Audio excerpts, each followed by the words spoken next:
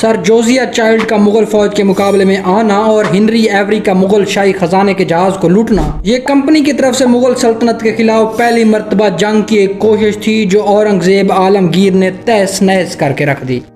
جیسا کہ ہم نے آپ کو پارٹ 1 میں بتایا تھا کہ اورنگزیب عالمگیر کی طرف سے کمپنی کے خلاف کی جانے والی کارروائیوں کی بدولت کمپنی کا وجود خطرے میں پڑ گیا تھا، مگر کمپنی نے کسی نہ کسی طرح مغلوں سے معافی مانگ کر نہ صرف اپنے وجود کو برقرار رکھا بلکہ اپنی جنگی کارروائیوں کو بھی تیز کر دیا۔ یہ سب کیسے ہوا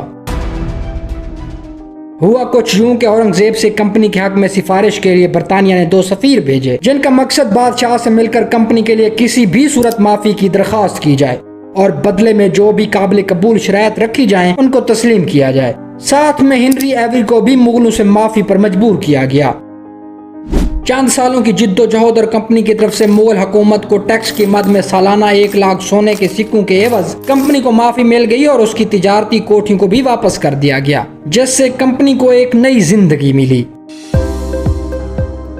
1707 میں مغل بادشاہ اورنگزیب کے انتقال کے بعد ہندوستان کی چھوٹی بڑی ریاستوں کے نواب اور حکمران اقتدار کی خاطر ایک دوسرے کے خلاف انتشار کا شکار ہو گئے۔ اس انتشار کا سیدھا فائدہ کمپنی کو ہوا۔ کمپنی نے مقامی لوگوں کو اپنی فوج میں شامل کرنا شروع کر دیا۔ تاہم یہ فوج مغلوں کے مقابلے میں پھر بھی کم تھی، مگر مغرب کی جدید ٹیکنالوجی کی بدولت اس چھوٹی مگر مؤثر فوج نے آہستہ آہستہ سکھوں، مرہٹوں، مغلوں اور مقامی نوابوں کو شکست دے کر ہندوستان میں اپنی جنگی طاقت کو مزید مضبوط کر لیا، جبکہ دوسری طرف عظیم مغلیہ سلطنت اندرونی اختلافات کا شکار ہی رہی۔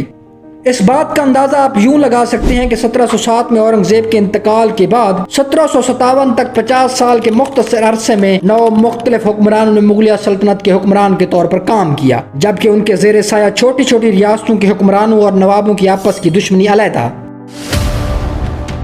اس سب نورہ کشتی کا فائدہ برطانوی ایسٹ انڈیا کمپنی کو ہوا اور اس نے آہستہ آہستہ مختلف علاقوں پر قبضہ کر کے قلعوں کی تعمیر شروع کر دی۔ 1756 میں نواب سراج الدولہ نے بنگال کی نیم خود مختار ریاست کی حکمرانی سنبھالی تو اس دوران کمپنی بنگال کے ساتھ کلکتہ میں اپنے قلعوں کی توسیع اور فوج کی تعداد میں اضافہ کرنا شروع کر رہی تھی۔ کمپنی کا مقصد بنگال پر قبضہ کرنا تھا کیونکہ بنگال اس وقت مغل حکومت کی 50% آمدن کا ذریعہ تھا۔ بنگال پوری دنیا میں ٹیکسٹائل اور جہاز سازی کا بہت بڑا مرکز تھا۔ لوگ یہاں سے ریشم اور صنعتی ساز و سامان برآمد کر کے خوب کما رہے تھے۔ ایسٹ انڈیا کمپنی نے بنگال کی اس خوشحالی کو دیکھتے ہوئے بنگال پر قبضے کی تیاری شروع کر دی تھی، مگر نواب سراج الدولہ نے کمپنی کو حد سے نہ بڑھنے کا پیغام پہنچایا کہ وہ غیر ضروری طاقت میں اضافہ مت کریں، لیکن کمپنی تو پہلے ہی شاید بنگال پر قبضے کا منصوبہ تیار کر چکی تھی اور اسے ہر حال میں پورا بھی کرنا تھا، لہٰذا اس نے بنگال کے نواب کی باتوں کو یکسر نظر انداز کیا۔ کمپنی کی اس سرکشی پر نواب نے کلکتہ پر حملہ کر کے کمپنی کے قلعوں کو اپنے قبضے میں لے لیا، جن میں سے ولیم فورٹ قابل ذکر ہے۔ کمپنی کے لوگوں کو اس قلعے کے تہہ خانے میں بند کر دیا گیا۔ یہاں تاریخ پھر ایک ایسے کردار کو جنم دیتی ہے جو اپنی طاقت اور ہوس کی تکمیل کی خواہش میں اپنے وطن اور دین و ایمان تک سے غداری کر جاتا ہے۔ ہر ریاست اور حکومت میں چند ایسے بااثر وزیر، مشیر اور کماندار ضرور ہوتے ہیں جو کسی نہ کسی طرح بادشاہ کا تختہ الٹ کر خود حکمران بننے کی منصوبہ بندی لے کر ریاست کو اندر ہی اندر سے کھوکھلا کر رہے ہوتے ہیں۔ ایک ایسا ہی کردار میر جعفر کے روپ میں مغل سلطنت کے زوال کی وجہ بنا۔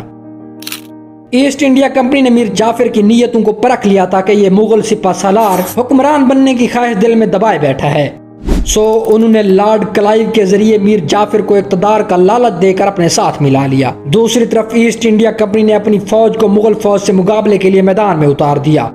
نواب سراج الدولہ کی فوج کے سپاہی جو کہ میر جعفر کی کمان میں تھے 23 جون 1757 کو پلاسی کے میدان جنگ میں ایسٹ انڈیا کمپنی کی طرف سے لڑتے ہوئے دکھائی دیے۔ حالانکہ اس جنگ میں ایسٹ انڈیا کمپنی کے فوجیوں کی تعداد محض 3000 تھی، جبکہ مقابلے میں نواب سراج الدولہ کے پاس 50,000 کا بہت بڑا لشکر تھا۔ مگر فوج کے سپہ سالار کی ہی غداری اور انگریزوں کی طرف سے جدید ہتھیاروں کے استعمال کی وجہ سے بنگال کے نواب سراج الدولہ کو شکست ہوئی۔ تھوڑے عرصے بعد نواب سراج الدولہ کو گرفتار کر لیا گیا اور ان کو قید خانے میں ہی قتل کر دیا گیا۔ ایسٹ انڈیا کمپنی نے معاہدے کے مطابق میر جعفر کو بنگال کا نواب مقرر کیا، مگر میر جعفر تو انگریز کے کٹھ پتلی کے سوا کچھ بھی نہیں تھا۔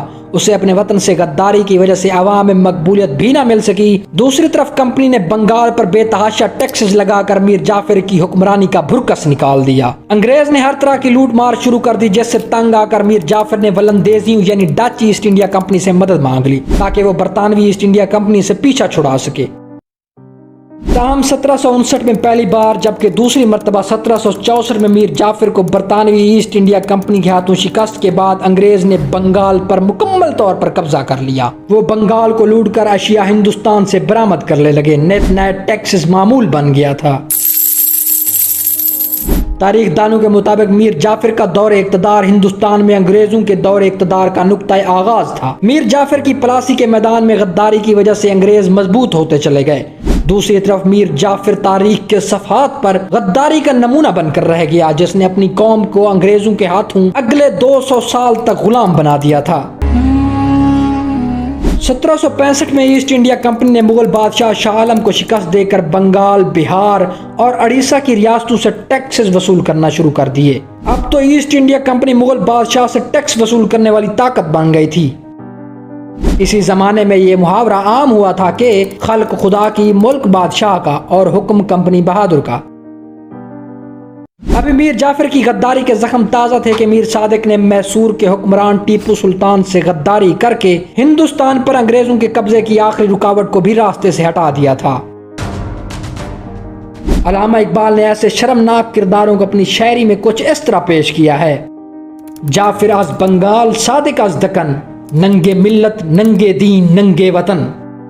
कौन था मीर सादिक? इसने टीपू सुल्तान से गद्दारी क्यों की?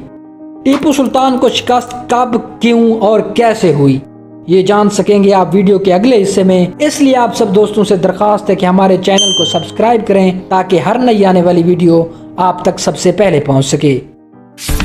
उम्मीद करते हैं आपको हमारी वीडियो पसंद आई होगी। कमेंट सेक्शन में अपनी राय का इजहार जरूर कीजिएगा। हम मिलेंगे आपको एक नई वीडियो के साथ, तब तक हमें इजाजत दीजिए। अल्लाह हाफिज।